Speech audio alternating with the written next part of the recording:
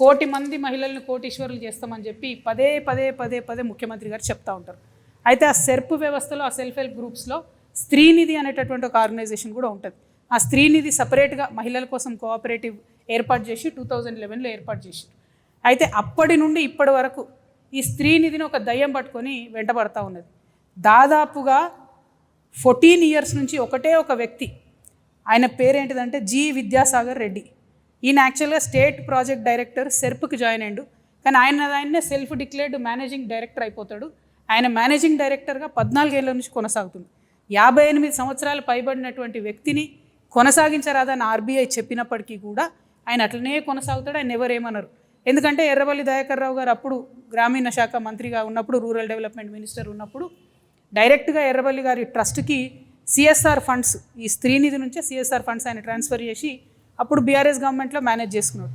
ఇప్పుడు కాంగ్రెస్ గవర్నమెంట్లో కూడా అదే కొనసాగుతున్నది. కాంగ్రెస్ గవర్నమెంట్లో కూడా అందరూ ఉద్యోగులు పదే పదే పదే కంప్లైంట్ చేస్తే కూడా ఒక ఎంక్వైరీ కమిషన్ వేసిరు. దాని పేరేంటంటే జీవో నంబర్ 523 ఎంక్వైరీ కమిషన్ వేసిరు. ఇంతవరకు ఆ ఎంక్వైరీ కమిషన్ ఏమైందంటే సీతక్క గారు మాట్లాడతలేరు.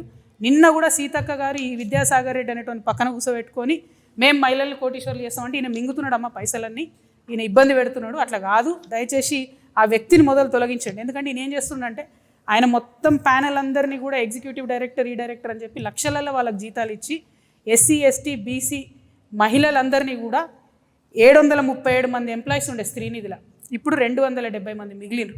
అందరినీ కూడా ఆయన తీసేసుకుంటూ వస్తున్నాడు. అన్ని రకాల రూల్స్ కూడా ఫ్లౌట్ అయిపోతూ ఉన్నాయి.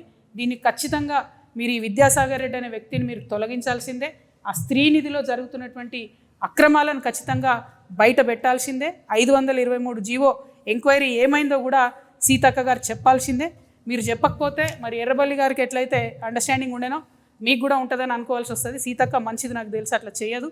కాబట్టి తొందరగా విద్యాసాగర్ రెడ్డిని తొలగిస్తారని చెప్పి నేను మనస్ఫూర్తిగా నమ్ముతా ఉన్నాను.